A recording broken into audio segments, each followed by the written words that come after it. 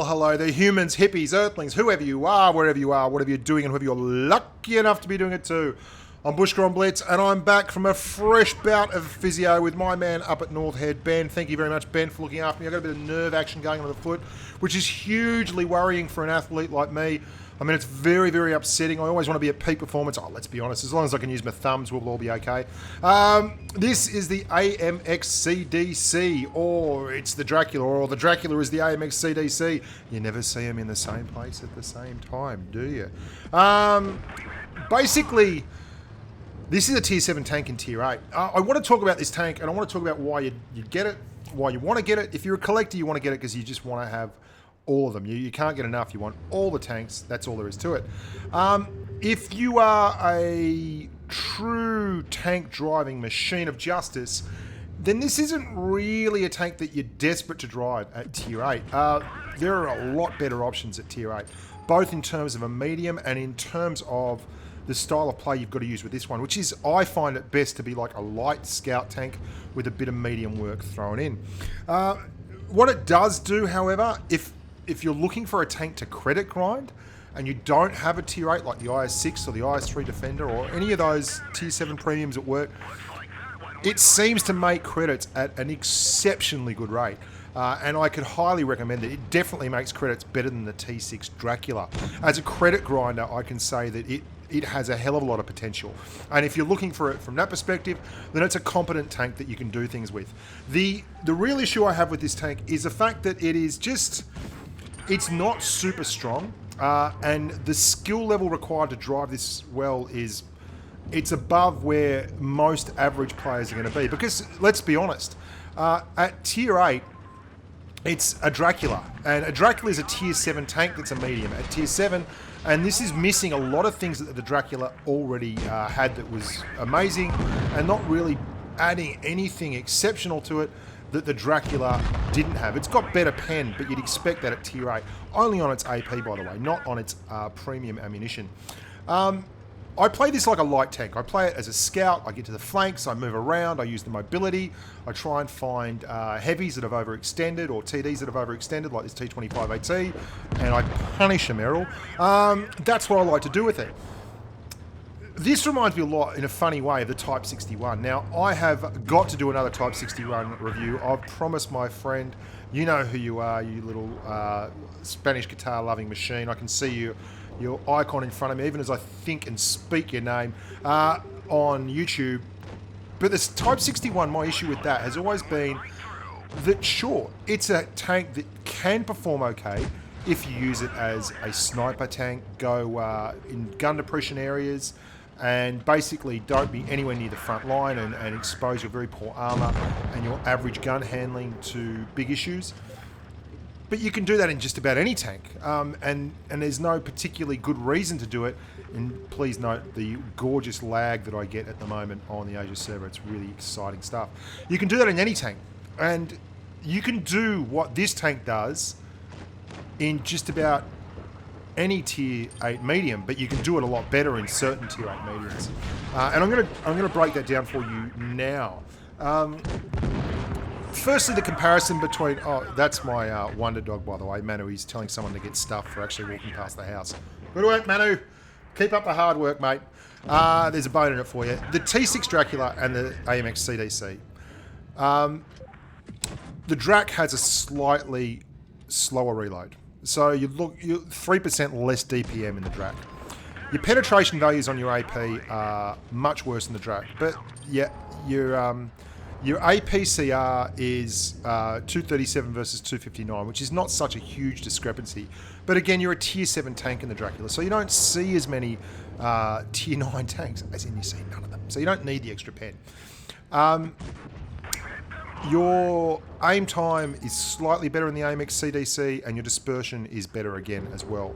But again, you're seeing a lot of big nasty tanks in the AMX CDC, and you've got the same hit points, and here's the kicker, you've got the same armor profile, which is pretty much no armor. You've got 30 millimeters of hull armor, 20 on the front and sides and back. How's that strike you? And you've got 30, 20, 20 again on your turret. which is none. You also don't have the crazy 2.5 second or 1.5 second track repair that the Drac has. You don't have the skirt armor on the side, which protects you from a lot of that high explosive monster shell stuff. And you've got a poorer traverse on the move firing coefficient than the Drac at 0.16 versus 0.12. You've also got a much lower top speed, 57 kilometers an hour versus 65 kilometers an hour. And you've basically got the same power to weight ratio, but your soft stats, your ground resistance stats, are about 10% worse across all types of terrain, hard, soft, and medium terrain. So all in all, it's pretty much an even Stevens match between these two tanks. If you put them in the field with equal drivers, the CDC might win by a smidgen, but it's a tier up. So you were going to freaking run into E75s and things in this tank, and you won't run into them in the T6 Dracula. Now, back to my first point. Why would you do the CDC on purpose? If you have the T54 lightweight or the RU251, you already have superbly effective scouting tanks that can fly like the wind, get out and about, and do the business. Now you see, I'm playing as a scout here. I've got my whole team arrayed behind me in a semicircle, and on the tip of the spear, and I'm just keeping people spotted up. I'm basically not trying to do any damage myself. I'm just trying to spot targets for my team, move on, and let them wreck them. And you can see it's doing a great job for my team. In fact, it's making it a very, very easy effort. Everyone from my team is getting free shots. Everyone from the red team is basically getting no shots. And that's what I like to do as a scout. And that's effective enough.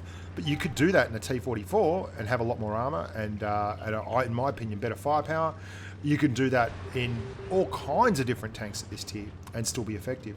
And you can do it incredibly well without armor, but with a much higher top speed and, all importantly, that light tank camouflage that the RU251 has.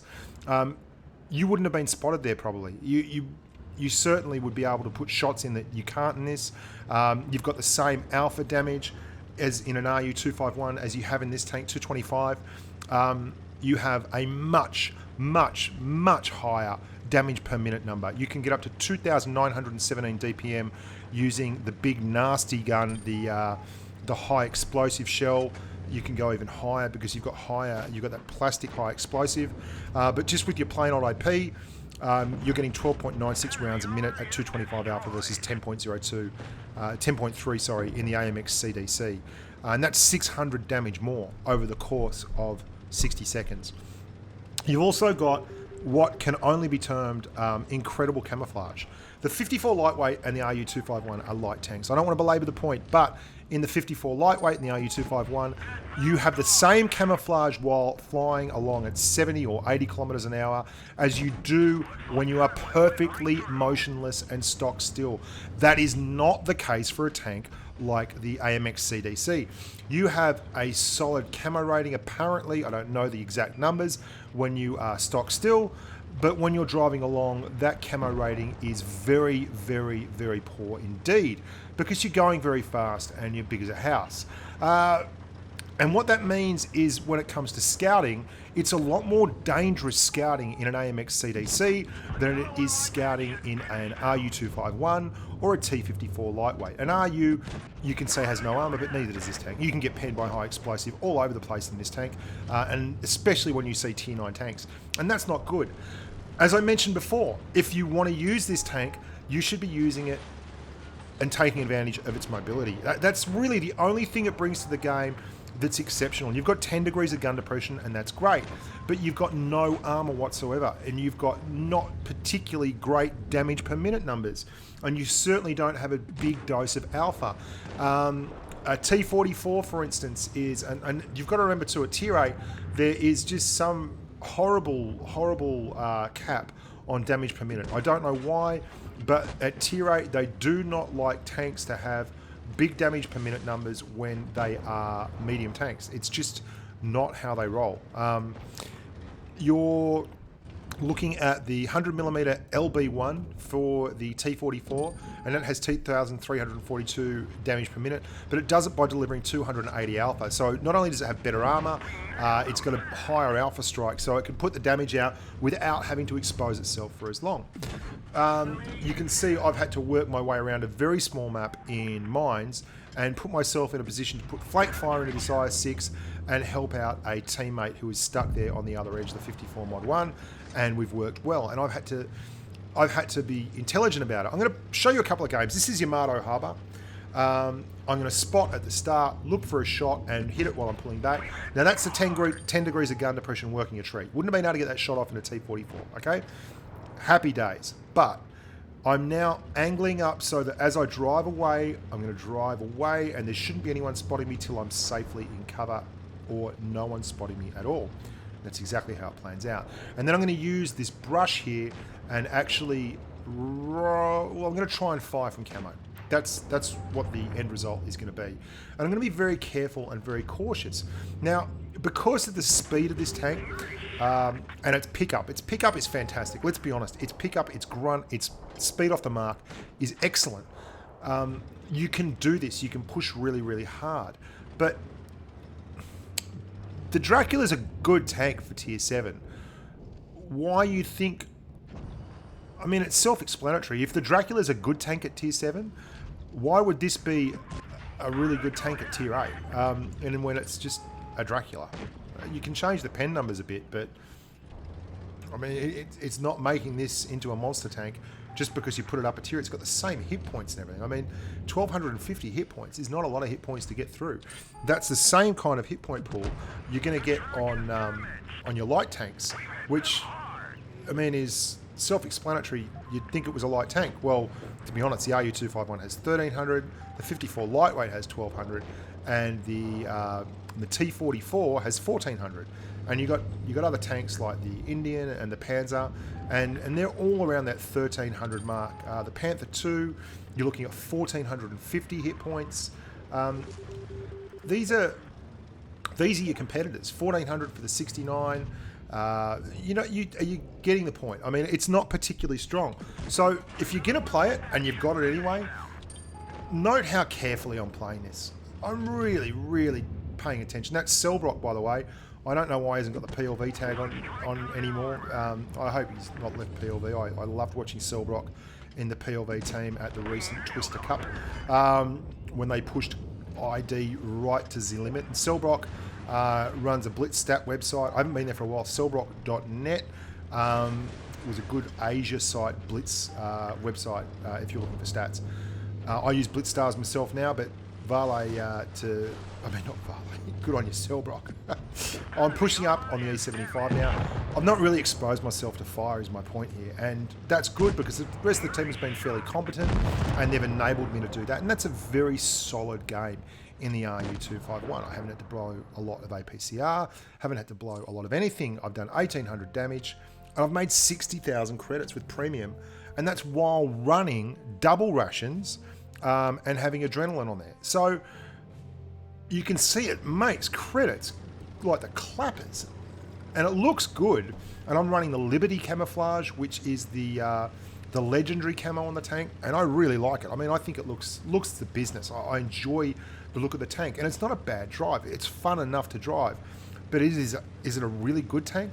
I don't really particularly think so. You'll see here again. They've got 3 mediums. I'm going to just push up here in the middle and act like a spotter for my team. Bit of a beacon, looking for numbers. Going to be trying to take cheap shots into the side of moving up heavies, and then backing off and drawing this T44 in so other people can have a shot at him. There you go. He takes another one to the eyeball and loses nearly 1,000 hit points. So, and that's a good scout. That's the role of a good scout. I mean, a tier 9 game, I'm facing tier 8 tanks. I can't afford to be mucking around. I try the APCR on this E75. Good luck with that.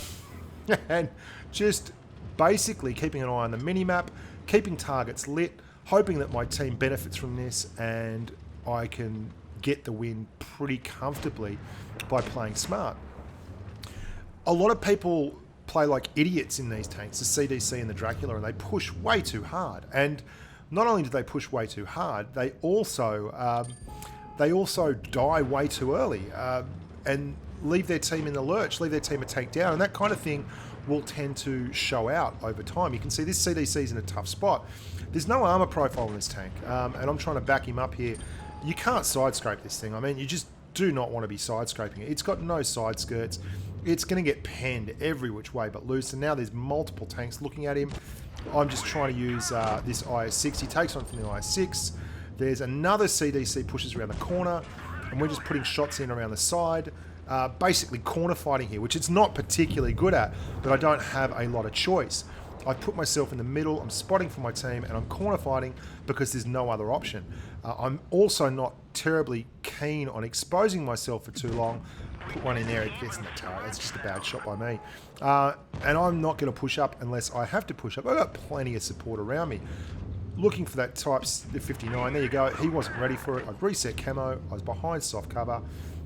So I managed to get a free one in there and not have to even worry about my camo needing to reset. He's going to pull up and go around. He's had enough of that. He's getting hammered. I've not lost any hit points yet. We're one tank to the good, and he's going to push around here on my left, and there's a good opportunity for them there because there's an IS-6 and the Type 59. They can push up there, possibly finish off that glacial, and I've seen this, and I'm watching the mini-map, and I think, yeah, gee, that's my opportunity right there. That's it. I've got to get up there in that 59. Hopefully I don't take any hits from behind, but if I can finish off that 59, it's going to leave that glacial in a really good spot, move up into this hill, so I'm always worried about hard cover, but I don't go out so far that the IS-6 is going to be able to hit me. Right there is the money shot. You can see the IS-6 is behind. We finish off the 59, and now we just push up into the IS-6. It's really simple stuff. It's really simple gameplay, but if you're using this tank as a credit grinder, this is the kind of thing you want to do, and it's all over now. I'm gonna hammer this IS-6. I mean, that's all there is to it.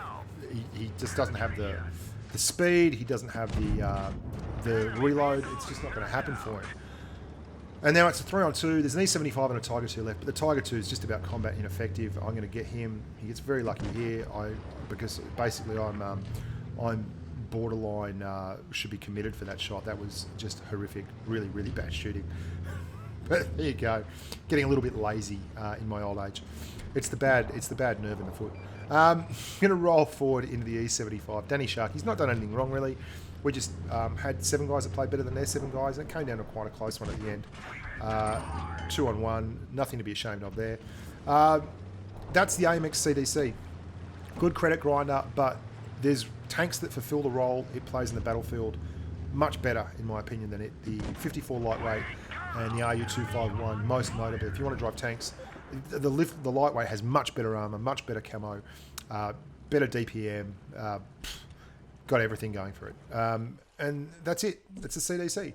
We made 62,000 credits there for over 2.5 grand, and we fired some APCR, and we fired some adrenaline, and we did all that kind of thing, and we still got on up. Now, for those of you who have been missing the Derp Diaries, don't worry. The Derp Diaries are making a comeback. There's going to be a short Derp Diary video out tomorrow. Really looking forward to doing that one. I've had some absolute morons in game of late, and I'm going to punish them. That's all there is to it. Love your work, boys and girls. Look after your family. Stay safe on the battlefield. Until next time, bye for now.